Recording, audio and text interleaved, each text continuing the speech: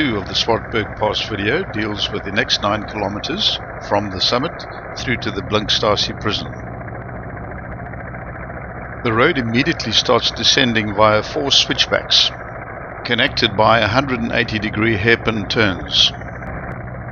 The road then levels off over the central plateau and you will pass the turnoff to the Gamkaskloof. Soon you will approach the Swartberg, which has an excellent view site. The most photographed section of the Swartberg Pass is coming up. Here you will see the best examples of Baines's dry stone walls, some of them standing up to 13 meters high. Shortly after the hairpins, the road curves through a little stream known as Droë Waterval, which translates into dry waterfall.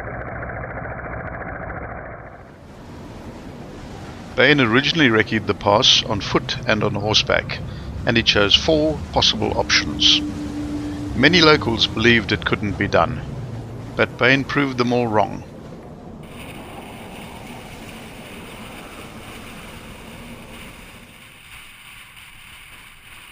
The obvious routes through the Swartberg were via the Seweweeks and Meiringspoorts, but both of those routes presented the problem of frequent flooding. Baines's original estimate for the pass was £10,418 using convict labour. The rationale behind building the Swartberg Pass was that it provided an all-weather pass and reduced the distance between Prince Albert and Oudtshoorn by 54 kilometers. This was a major consideration considering that all goods were transported by ox wagon.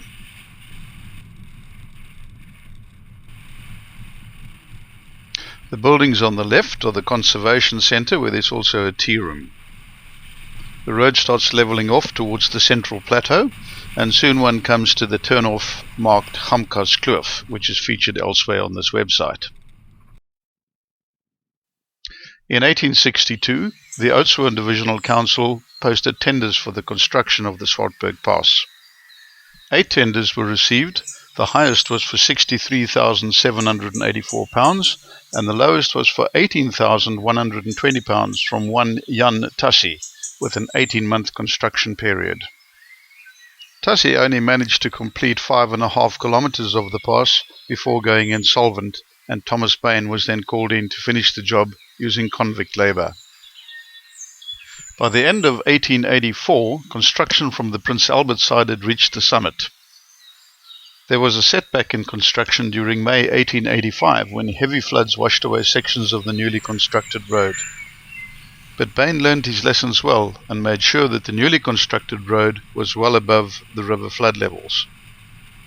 The pass was then opened to light traffic in March 1886. From September of that year, carts were allowed to use the pass on a daily basis and wagons were allowed to use it on Fridays. The pass was officially opened on the 10th of January 1888 by the Commissioner of Crown Lands, Colonel F. Schermbrucker, with champagne and a 21-gun salute. This is the view site at Swartberg, where one can see all the way from the summit with a 360-degree sweeping vista to the little town of Prince Albert in the distance. There's a story about a film crew being really excited about this view site and forgetting to pull their handbrake up on their van, which ended up rolling down the mountainside. It is here where one realizes the sheer magnitude of Thomas Baines's work.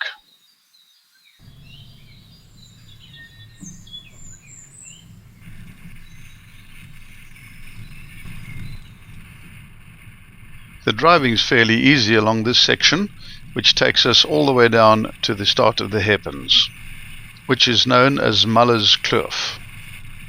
William Greer, Chief Inspector of Roads at the time, had the following to say about the pass. It is a work of bold conception and has been a heavy and difficult task to carry out, and one which reflects great credit on Mr. Bain for the ingenious manner in which he overcame the physical difficulties he met with. Statistically, this is one of the safest passes in South Africa, and this is mainly due to the very low speeds that one has to drive on it.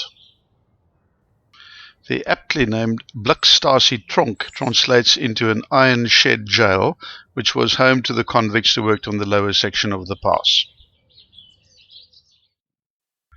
The pass is a testimony to Thomas Paine's work, and it remains unaltered to this day.